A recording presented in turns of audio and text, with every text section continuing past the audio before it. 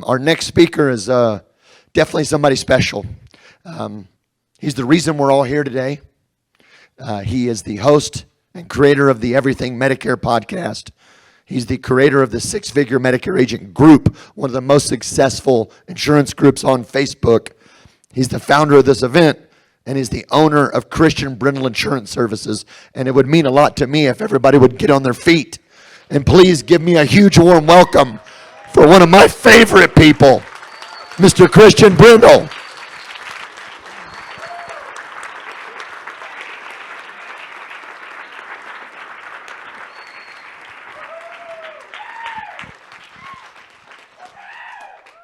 Wow. Thank you, Tony, for that unbelievable intro. Let's hear it for Chris Weir, by the way. To put in some context for you guys, Chris was not joking when he said he had 2 days' notice he was going to be on this stage today. Unfortunately, Joanna Wyckoff, who was going to be one of our speakers, she wasn't able to make it here today. She's missed. We wish she was here. She wasn't able to come. We were really disappointed. But Chris kind of stepped up. Chris saved the day, and he was willing to kind of take that spot. And we're really grateful to you, Chris, because no preparation, really. So really appreciate you doing that. I wanted to take a minute before I jump into my presentation. Do we got the slideshow?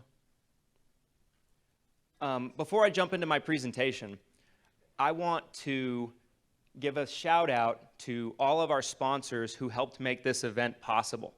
So I wanted to say thank you to Justin Brock's team and the Medicare Podcast. I think that's the official sponsor, right? Or I couldn't remember.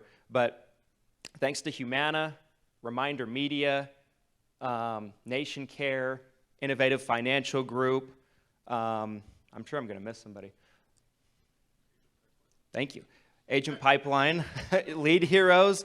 We couldn't have made this event. Oh, Medicare Misty, she's not here yet, but she will be here later. This event wouldn't be possible without all of the sponsors, and we really, really appreciate every single one of you. And thanks to all the speakers, and thanks for all of you for being here.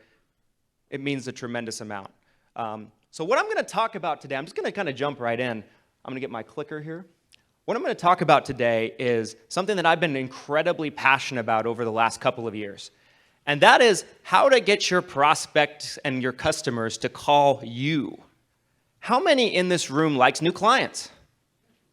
If you don't raise your hand, you should probably be in a different room. I mean, because this isn't the room for you if you're not raising your hand, if you don't want new clients.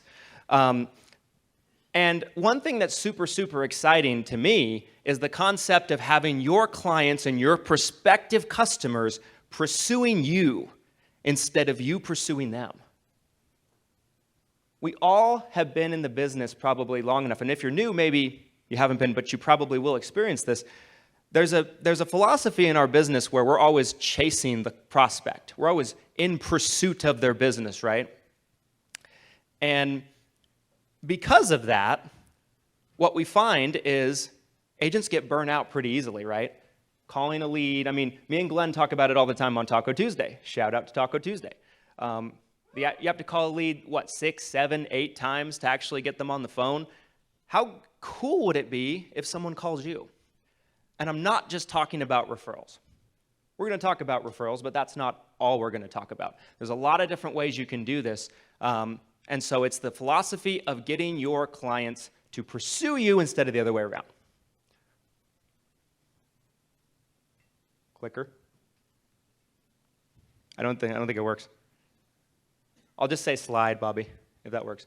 Okay, so Todd kind of talked about this already.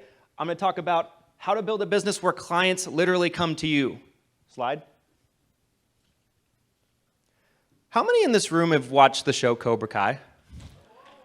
I love it, by the way. I'm into it. I love the whole, Mr. Miyagi, mentorship, Karate Kid stuff. I watched every Karate Kid movie. Well, all the ones with Daniel LaRusso. I won't watch it if he's not in it. And I've watched the entire Cobra Kai saga, okay? So this is what comes to mind when I actually think about this. If you've watched the show, the first couple of episodes, you fast forward to Johnny Lawrence, right? So Johnny Lawrence is the bully from the first movie, right? And it just doesn't turn out so well for him, as it's not supposed to, right? 80s movie, high school bully, loses his girlfriend, loses the karate tournament. Everything just goes to shit for Johnny Lawrence. And what ends up happening is the Cobra Kai series picks up decades later, and you're seeing where he's at in his life now. He's a mechanic. He's a repair guy. He's a handyman. He's living kind of a crappy apartment. He's an alcoholic. It's just not looking good for Johnny. So Johnny is still living in the same town, and he's constantly reminded of the success of Daniel LaRusso. Daniel LaRusso opens up and creates a car dealership, great branding. Johnny's driving down the street in the first episode, or maybe the first 2 episodes. He sees Daniel LaRusso's billboard on the freeway. He's watching TV late at night. He sees Daniel LaRusso's commercial. He just can't get away from this guy. Now, I'm hoping your clients don't have that same reaction to you when they see your advertising, but that's the concept that you want to create. That everywhere they look, everywhere they go, there you are. Can I get the next slide? There's a lot of different ways you can do this, but in the show, right, they have commercials, branding, billboards, it all ties together. People seeing you everywhere is valuable. It's a concept of omnipresent marketing, which we're going to talk about a little bit more in terms of what my definition is for it, but we'll also go over the dictionary definition. I think this is what you should be focused on in your marketing, especially if you want to own an area, right? If you really want to ingratiate your business in your community, this is a concept that I believe is going to pay dividends heavily over the next 10 years in our industry. Next slide. You can take any insurance business out there, and you can put them into one of 2 categories, in my opinion. Some agencies might even fall into both in some situations, but I think every single insurance agency or agency owner in this room, you can put them in 1 or 2 categories. Slide. So category 1. This is the type of agency that we'll probably see more often than anything else. They are cold calling. They're always pursuing their customer. They're buying leads. Nothing wrong with buying leads. We still buy leads when we need them. But this is all that they do. They're knocking on doors, sitting at tables and booths. And the only inbound traffic they're getting is the occasional referral, where Miss Sally, you did a great job for her. You might have rewrote her Plan F into a Plan G and cut her premium down by $50 a month. So she told her sister, you get the occasional referral. But really nothing outside of that. And I talk about this, and it's a real close thing for my heart, because this is how I started in the business.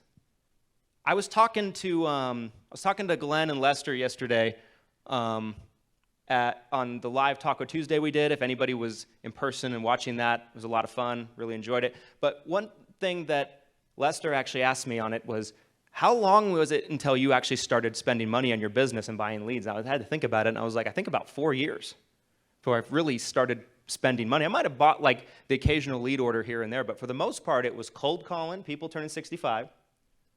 For Medicare supplements, you compliance police out there. Got to get the compliance police in, right? And working 5-year-old direct mail leads. That was kind of the extent of what I did. Occasional lead order, but really not a big part of my business.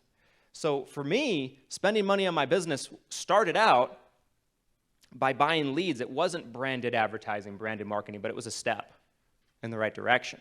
I was in category 1, and I did well. I'm not saying any of this stuff doesn't work. But is it scalable? Maybe for some, maybe not for others. And for me, it wasn't scalable. I got to the point in my career where I felt like there's got to be an easier way. I am tired of scraping and clawing for business. How many can really understand what that feels like? How many have had that feeling? I'm working hard for my clients. Nothing comes easy. How cool would it be to have a lot of low-hanging fruit on a day-to-day basis? Pretty good, right? Slide. Category 2 in your business, okay? This is the type of business that their clients and their customers pursue them. They seek them out from their advertising, from their branding, And from my observation, I would say this is the characteristic of the most successful agencies in the country. Some of which in this room, by the way. This is the type of business that their clients and their customers are chasing after them, right? Man, what a nice change of pace that is. Successful agency owners build on the philosophy of omnipresence. So when I think of omnipresence, I was raised in a religious home, Christian home. I went to a Christian high school, went to church every Sunday. So I pretty much know the Bible in and out. But omnipresence is always something I thought of from the Bible, right? It's usually meant to describe God. It's to be everywhere all at the same time.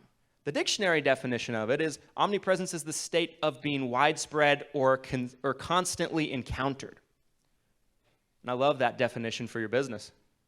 How would it feel to have your business constantly encountered and in multiple places and widespread at the same time? That should be the goal. Slide. So in my opinion, there's 4 things you need to master in your business for this to happen. I'm not saying we're perfect at any one of these things, but I think we've come leaps and bounds over the last maybe 3-4 years. So marketing, branding, content creation, which I've done entire presentations on content creation, had to narrow it down for this one. It's just a small piece. Referrals, which we'll talk about as well. Slide.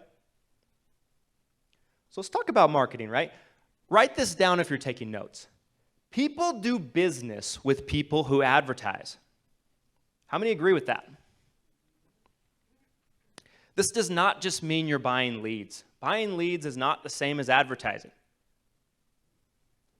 in my opinion. This means that you're generating interest with your own marketing. Digital advertising, but maybe not necessarily all digital advertising, with an intention to either pre-schedule an appointment or to get somebody to call into your office. Not just the intention to get a lead and then you're chasing that lead, right? That defeats the purpose. There's a lot of different ways you can do this. Write this down also if you're taking notes. Leads are good. Inbound traffic is better.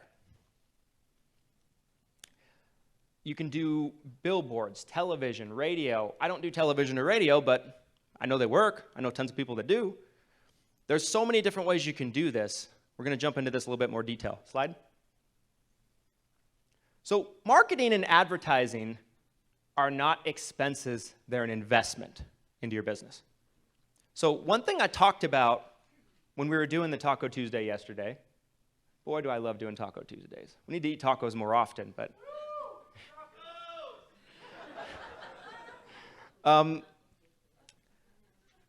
think the biggest thing that prevented me from taking the next step in my business for years as an agent, right? I was a good agent. I was a good salesperson, right? I was feeding my family, right? Before I ever started doing any of this stuff, I was doing well.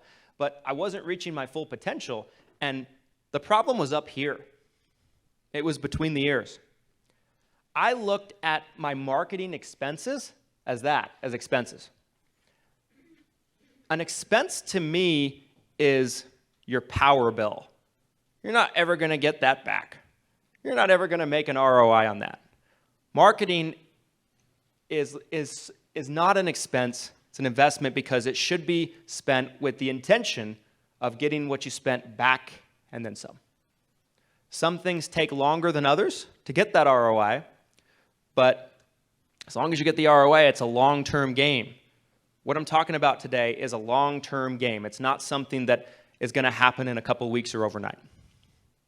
But shifting your mindset to understand this, if I could go back in time and tell 21-year-old Christian something, probably would be this, if I had to only say one thing. Because not understanding this was a huge, huge detriment to my company and to my business and to me as a business owner. Slide.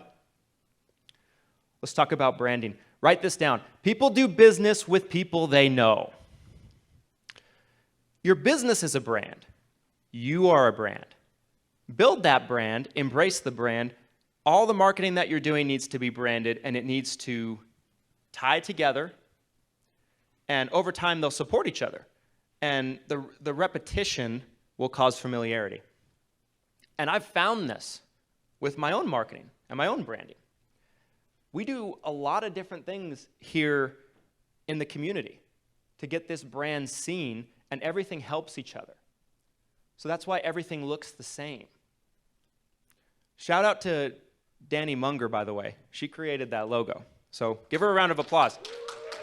I love it.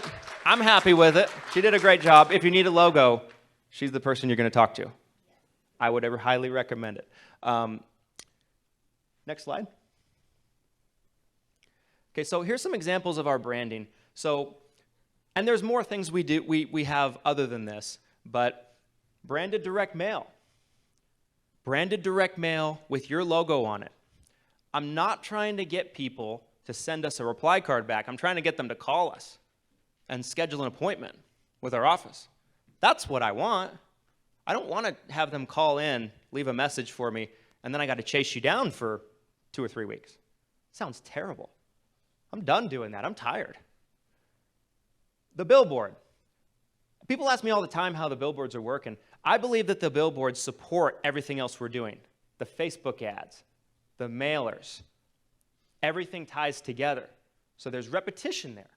Someone might be driving to work one day, they drive past the billboard, and they're like, I've seen that somewhere before. They have 4 or 5 mailers sitting on their desk at home, and they don't remember that they put them there. They put them off to the side, but it builds familiarity. Next slide. Let's talk about content. Content with a purpose to educate.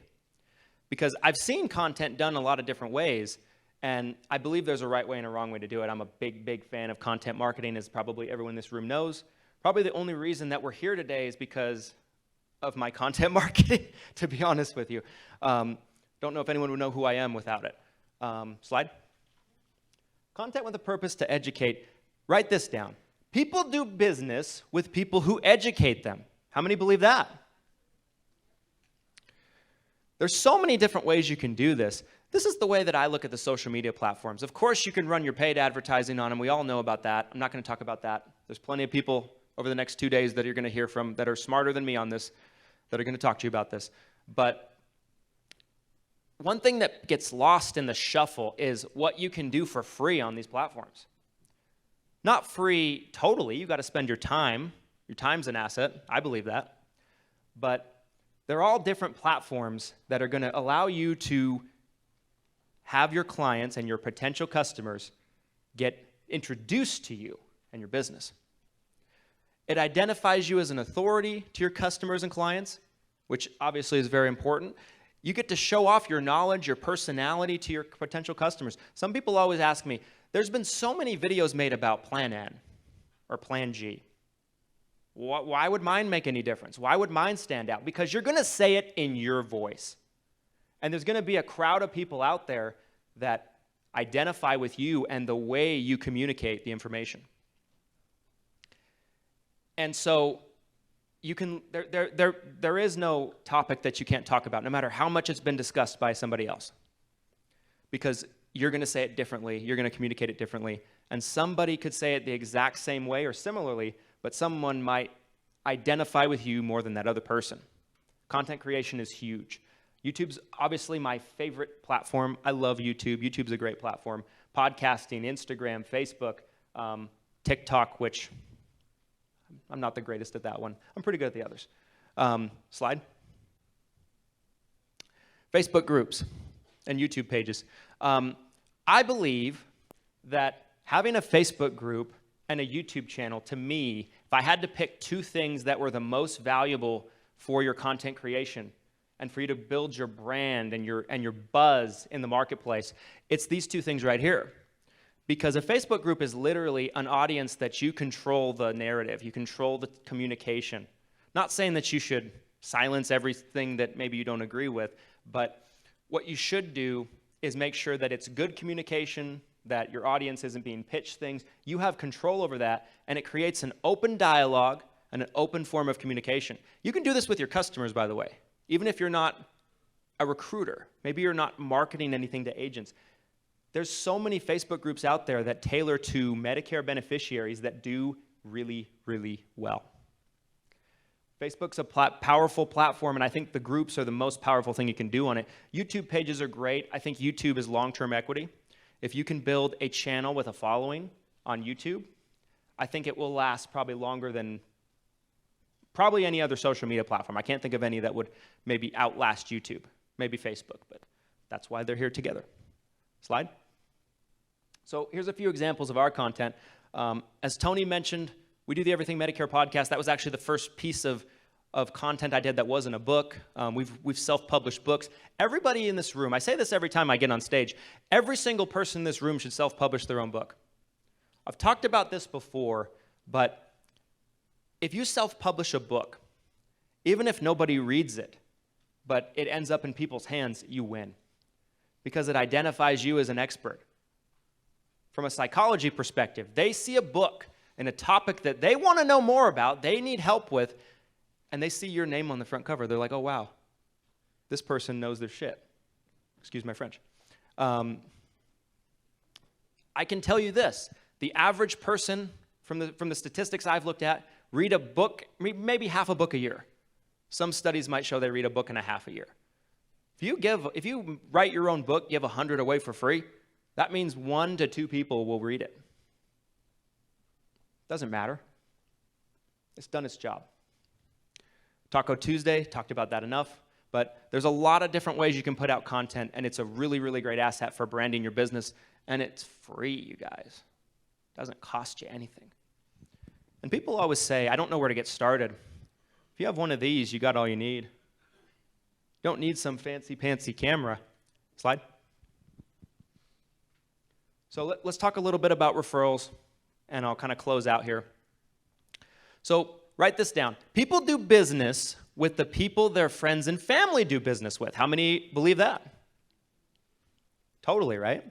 Building steady streams of referrals is key.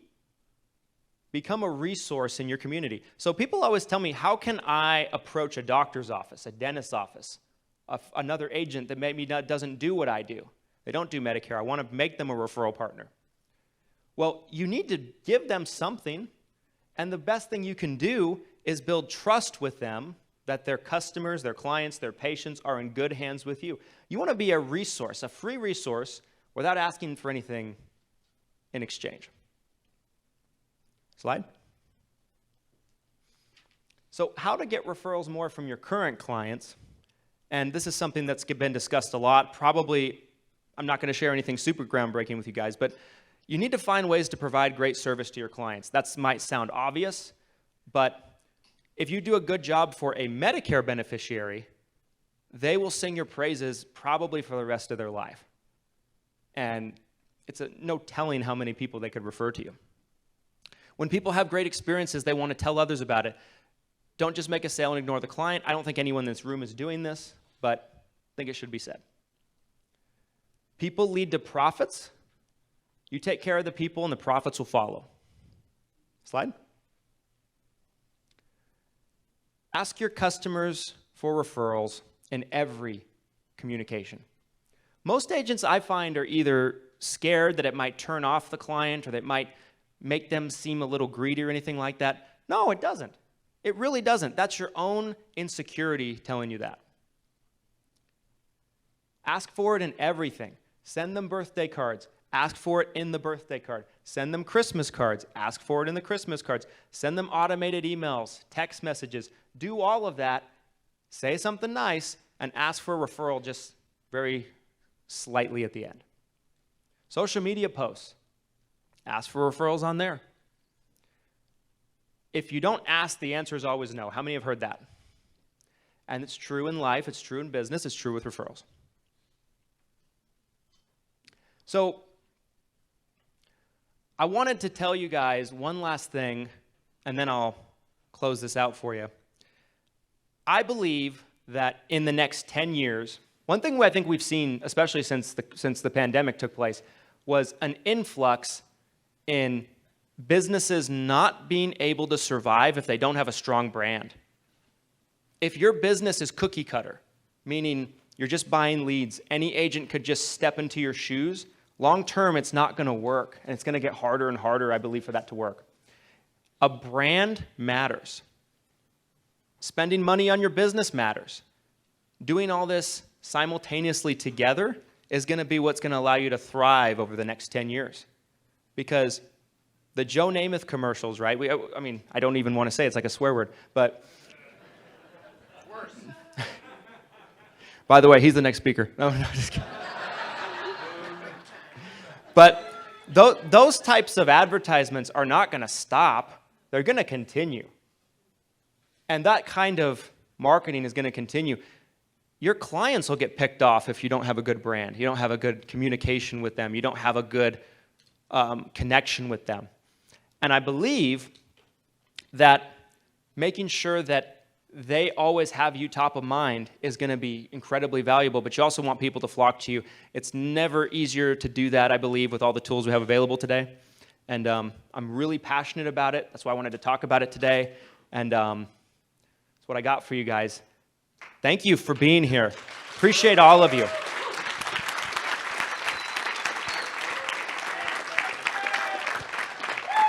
Thank you. Thank you. Come on, another round of applause for Christian, please. On a personal note, I'd like to just give a warm gratitude to Christian directly for setting the pace and being a leader in social media and kind of showing us what works. Because I can tell you that my wife follows everything that he's doing kind of to a T as far as just the activity, getting it out there, and her channel's starting to explode. So he's definitely somebody to listen to. And if you want to grow that presence out there, just follow his tips, listen to what he does, and you will succeed at it. So.